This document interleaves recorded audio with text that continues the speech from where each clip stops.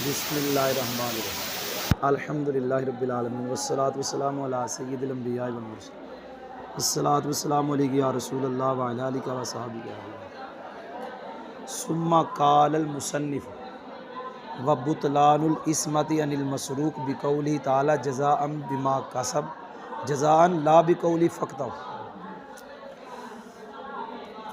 وہذا عید الجواب سوال مقدر یارد علینا من جانب الشافعی و تقریر سوالی ہا ہنا عیدا لا بد فیہ من تمہید مقدمتان نونوار کا سبق ہے۔ ثم قال المصنف، پھر مصنف نے کہا۔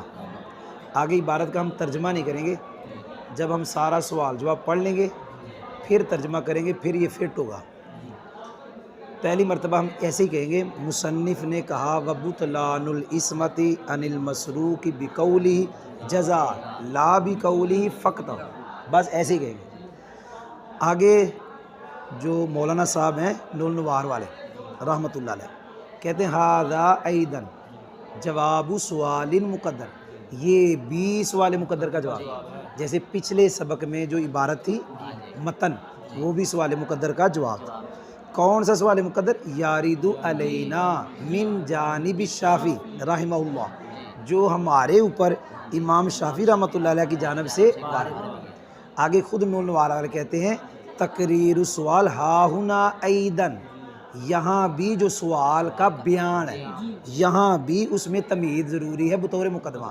بھی تو وہاں آتا ہے نا، جب پہلے بھی پچھلے جو سوال تھا اس میں بھی وہ تمہید ضروری تھی بطور مقدمہ، تو اس لیے کہا یہاں بھی ضروری ہے۔ مطلب اس کا یہ ہے سوال تب سمجھ آئے گا جب آپ کو تمہید سمجھ آئے گا۔ اگر آپ کو تمہید سمجھ نہیں آئے گی سوال سمجھ نہیں آئے گا، تو ہم پہلے تمہید پڑھیں گے۔ آج کے سبق میں صرف آپ کو تمہید پڑھاؤں گا سوال کی، اور سوال جواب نہیں پڑھاؤں گا، جواب پڑھانے سے لمبا، کل میرا سبق لمبا ہو گیا۔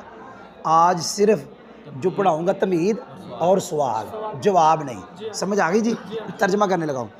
پھر مصنف نے کہا وبطلان الاسمۃ عن المسروق بقولہ جزاء لا بقول فقط، یہ بھی ایسے سوال مقدر کا جواب ہے جو سوال ہمارے اوپر وارد ہوتا ہے امام شافعی رحمۃ اللہ علیہ کی جانب سے۔ اور سوال کی تقریر، یہاں بھی سوال کی تقریر میں تمہید ضروری ہے بطور مقدمہ۔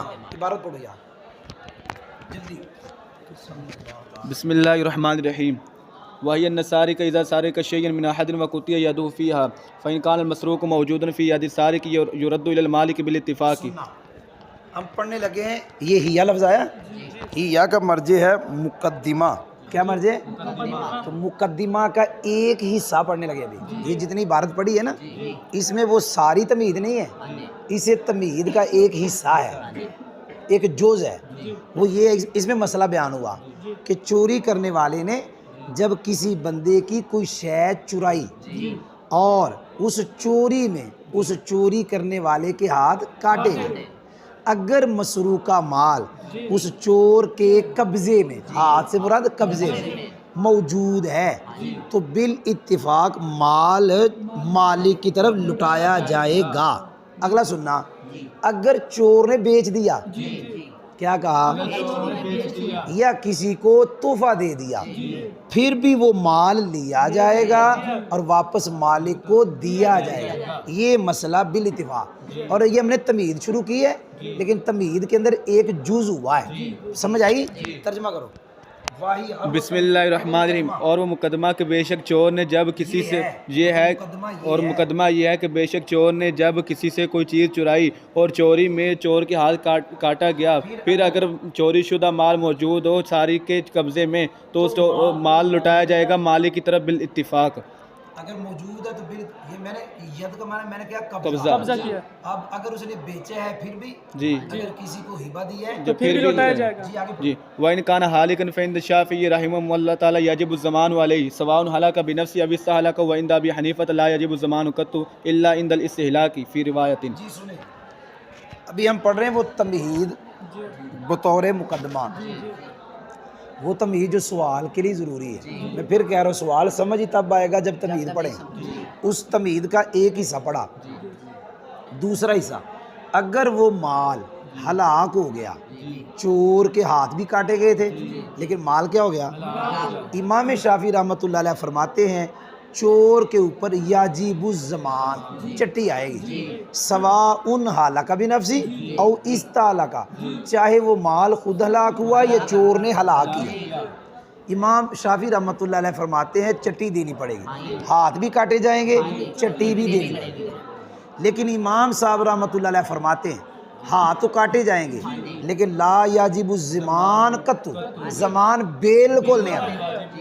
چاہے اچھا قطو کا مطلب ہے چاہے ہلاک ہوا، یعنی امام صاحب کا مسئلہ بالکل امام شافعی صاحب کے الٹ ہے. امام شافعی کہتے زمان ہے چاہے ہلاک ہوا یا کیا، امام صاحب فرماتے زمان ہے ہی نہیں چاہے ہلاک ہوا، الٹ ہو گیا. لیکن ایک روایت امام صاحب سے ملتی ہے، کیا کہا؟ اگر مال چور نے ہلاک کیا تو پھر چٹی، لیکن فتویٰ اس پہ نہیں ہے.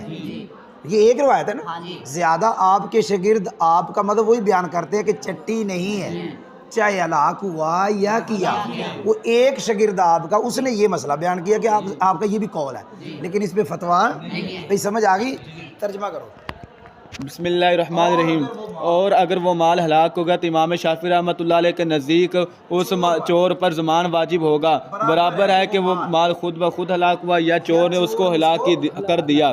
اور امام اعظم ابو حنیفہ رحمۃ اللہ علیہ کے نزدیک ضمان بالکل واجب نہیں ہوگی. جی مگر بالکل واجب نہیں ہوگی. جی مگر جی مگر واجب ہوگی اس ہلاک کے وقت ایک روایت میں. جی جی جی تو پھر زیادہ تو وہی مسئلہ پہلے والا. جی سمجھ آئے؟ جی پڑھو عثمان پڑھو. بسم اللہ الرحمن الرحیم. وذالک لأنہ حین اراد السارق السرقۃ یبطل قبیل السرقۃ عصمۃ المال المسروق من ید سارقۃ عصمۃ المال المسروق من ید المالک حتی یصیر فی حق من جملۃ ما لا يتقوم وتتحول عصمته الى الله تعالی وهو مستغن عن ضمان المال وانما يجب الرد اذا كان موجودا لانه لم يبطل ملكه وان زالت عصمته فلرعاية الصورة قلنا بوجوب رد المال ولرعاية المعنى قلنا بعدم ضمانه. یہ جو امام صاحب رحمۃ اللہ علیہ کا مذہب ہے کہ چٹی بالکل نہیں آئے گی چاہے ہلاک ہوا، یہ کیوں نہیں آئے گی چٹی؟ جی امام صاحب رحمۃ اللہ علیہ کی دلیل یہ ہے کہ چور نے جب چوری کا ارادہ کیا تو چوری سے تھوڑی دیر پہلے جو مال اس کا تھا، جو اس کی حفاظت میں تھا، بندہ جس کا مالک ہوتا ہے مال اس کی حفاظت میں ہوتا ہے، لیکن مسئلہ یہ ہے چوری سے تھوڑی دیر پہلے اس کی حفاظت باطل ہو گئی. وہ مال جو چرایا جانا تھا، جس کو چور نے چرانا تھا، اس کی حفاظت سے وہ مال نکل گیا. چوری سے تھوڑی دیر پہلے وہ جو مال مسروقہ ہے مالک کے ہاتھ سے اس کی حفاظت باطل، یعنی وہ اس کی حفاظت میں نہیں رہا، وہ اللہ کی حفاظت میں چلا گیا. وہ مال کس کی حفاظت سے نکلا، میں نے کہا اب ملکیت سے نہیں. اچھا اب اس کے حق میں وہ مال ان چیزوں میں سے ہو گیا جن کی قیمت ہی کوئی نہیں، جو بے قیمتی چیزیں ہیں یہ ان میں سے ہو گیا، اور اس مال کی حفاظت کدھر چلی گئی؟ اللہ تعالیٰ کی طرف. اب جب چور نے چوری کی ہے تو اس مال میں کی ہے جو اس کی حفاظت میں نہیں، وہ کس کی حفاظت میں ہے؟ اب چٹی کیا دینی؟ اللہ تو چٹی سے بے نیاز ہے. اللہ نے چٹی کیا لینی؟ اللہ تو چاہا چٹی لینے سے بے نیاز. اب گویا جس مال کو اس نے چرایا وہ مال اس کی حفاظت میں نہیں ہے، وہ کس کی حفاظت میں ہے؟ جی یاد ہو گیا. اب یہ نہیں کہنا کہ یہ کہاں سے ثابت کیا، یہ تو ابھی آگے آئے گا، ابھی اس پہ سوال آئے گا. یہ جو امام صاحب کا مذہب پڑھا ہے نا کہ چٹی کیوں نہیں آتی؟ چٹی اس لیے نہیں آتی جس مال کو چور نے چرایا وہ تو اس بندے کی حفاظت میں ہے ہی نہیں، اس کی حفاظت سے نکل گیا، اللہ کی حفاظت میں چلا گیا. اس لیے اب وہ مال اس کا گویا اس نے چرایا ہی نہیں، گویا اس نے جو جرم کیا اس مال میں کیا جو اللہ کی حفاظت میں، تو اللہ تعالیٰ تو چٹی لینے سے پاک. جی آگے جا رہا ہوں. وَإِنَّمَا يَجِبُ الرَّدُّ. ہاں یہ ہے کہ جب مال موجود ہوگا، چاہے اس کے پاس ہے، چاہے بیچا ہے، چاہے کسی کو دیا ہے، اب لٹانا واجب ہے. کیا؟ کیونکہ اس کی ملک باطل نہیں ہوئی، اگرچہ حفاظت باطل ہو گئی. کیا؟ حفاظت اس کی گئی تھی، ملکیت. لہذا صورت کی رعایت کی وجہ کہ صورتاً تو وہ مال موجود ہے، مالک بھی ہے اور مال بھی ہے، ہم نے قول کیا، قولنا، ہم نے کہا نہیں ترجمہ کرنا، ہم نے مال کے لٹانے کے وجوب کا بازید ہے، مال کے یہ صورتاً جب مال موجود ہے، اور جب مال نہیں ہے اب ہم نے معنی کی رعایت کی، معنی یہ تھا کہ اس کی حفاظت سے چلا گیا، معنی کی رعایت کی وجہ سے ہم نے قول کیا اس مال کی چٹی کے نہ ہونے کا، وہ معنوی یہ تھی کہ اس کی حفاظت سے چلا گیا، تو جب موجود ہے تو صورتاً ہم کہیں گے وہ موجود ہے، لہذا مالک بھی ہے، مال لٹایا جائے گا، تو سمجھ بھی آئی؟ چلو چٹی نا، اور یہ چٹی نہ آنا، امام اعظم پاک نے، اور یہ چٹی نہ آنا اس لیے کیونکہ جب چور چوری کرنے کا ارادہ کرتا ہے تو چور نے چوری کا ارادہ کیا تو چوری سے تھوڑی دیر پہلے تو تھوڑی سے قبیل ہے نا، جی ہاں، ایک ہوتا قبل، جی ہاں، تصویر یہاں قلت کے لیے، جی ہاں، تھوڑی دیر پہلے، جی چوری سے تھوڑی دیر پہلے مسروقہ مال کی حفاظت مالک کے ہاتھ سے نکل گئی، باطل ہو گئی، یہاں تک کہ وہ مال مالک کے حق میں ان چیزوں میں سے، ان چیزوں تمام چیزوں میں سے جی ان تمام چیزوں میں سے ہو گیا جو قیمتی نہیں ہے، اور اس مال کی حفاظت اللہ تعالیٰ کی طرف پھر گئی، لہذا محل جی ہاں رد اس وقت جب مال موجود ہو، جی ہاں موجود ہو، کیونکہ مالک کی ملکیت باطل نہیں ہوئی، اگرچہ مالک کی عصمت زائل ہو گئی ہے، اور جی ہاں کی صورت کی رعایت کی وجہ سے ہم نے قول کیا مال کے لوٹنے کے وجوب کا، اور کی وجہ سے ہم نے قول کیا زمان کے نہ ہونے کا، زمان کے نہ ہونے کا۔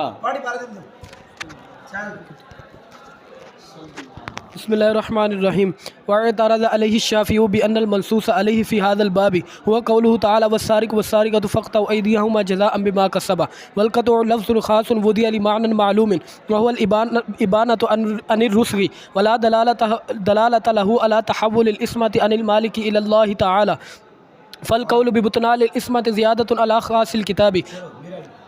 اتنا پڑھا بھئی، جتنی عبارت پڑھی نا اتنا، وہ جو متن تھا میں پڑھتا ہوں، بطلان الاسم عن المسروق بقولی جزاء لا بقولی فقطعوا، اس کے بارے میں ہم نے پڑھا یہ سوال مقدر کا جواب، کون سا سوال جو امام شافعی کی طرف سے ہمارے اوپر وارد ہوتا ہے، لیکن سوال کا جو بیان ہے اس میں تمیز ضروری ہے بطور مقدمہ، وہ تمیز پوری ہو گئی، اب امام شافعی کا ہونے لگا اعتراض، تو جواب اگلے سبق میں پڑھیں گے۔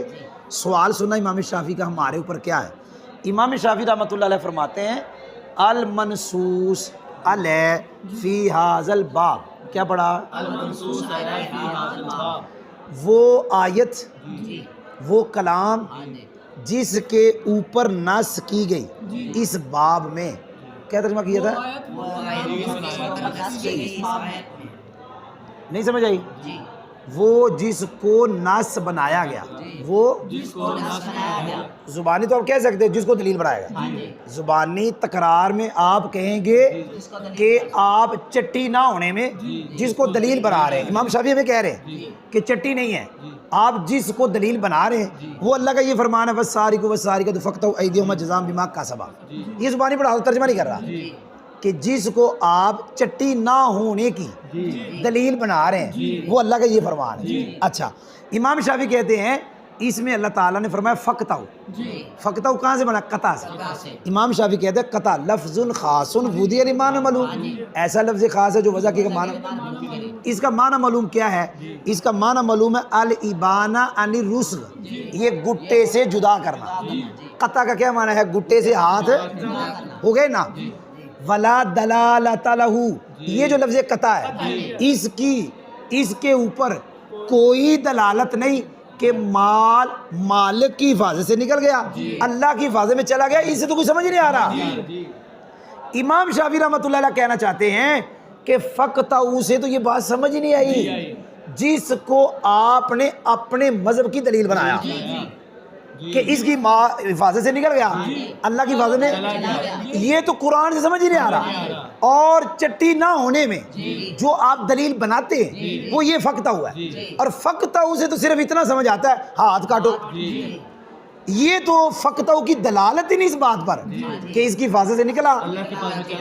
اب اس کے باوجود اگر کہو کہ اس کی حفاظت سے نکلا، اللہ کی حفاظت میں گیا، تو یہ قول کرنا حفاظت اس کی باطل ہو گئی۔ اللہ کی یہ تو کتاب کے خاص پر زیادتی ہے، کتاب کا جو خاص ہے فقطہ ہو، وہ تو ایک ہی معنی بتا رہا ہے ہاتھ کاٹو، یہ حفاظت باطل ہونا یہ تو ہے ہی نہیں قرآن میں۔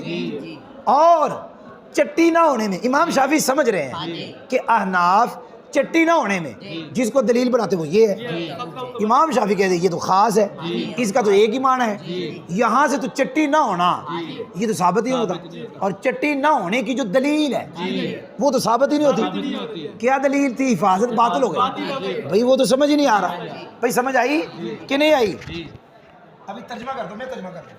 وَاعْتَرَضَ عَلَيْهِ الشَّافِعِيُّ، وَاعْتَرَضَ امام شافعی رحمۃ اللہ علیہ نے اس پہ اعتراض کیا، کس پہ؟ وہ چٹی نہ ہونے کی دلیل پر۔ کیا کہا؟ اور عصمت کا باطل ہونا، اس کے اوپر امام شافعی رحمۃ اللہ علیہ نے بئی طور پر کہ وہ المنصوص جس علیہ کر وہ کہ جس کے اوپر نص کی گئی، وہ فی ھذا الباب الٹ کہہ دیا، وہ جس کو نص بنایا گیا، کیا ہاں بِأَنَّ الْمَنْصُوصَ بہتر وہ جس کو علیہ اس مسئلے پر کہ چٹی نہیں ہے اس لیے نہیں ہے کہ مال کی حفاظت باطل ہو گئی، اس کی حفاظت مال جو اس کی مال حفاظت میں تھا اس کی حفاظت سے نکل گیا۔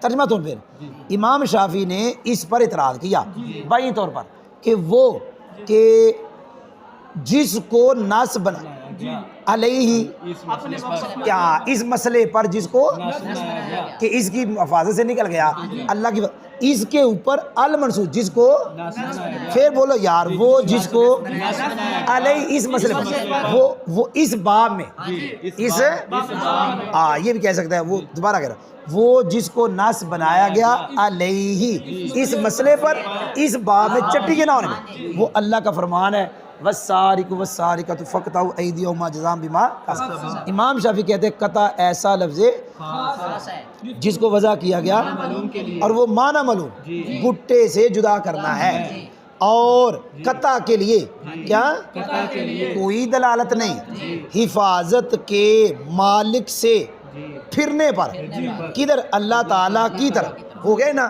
پس عصمت کے باطل ہونے کا قول، عصمت کے یہ زیادتی ہے کتاب اللہ کے خاص پر، یہ امام شافعی کا اعتراض ہے۔ اگلے سبق میں انشاءاللہ جواب آئے گا۔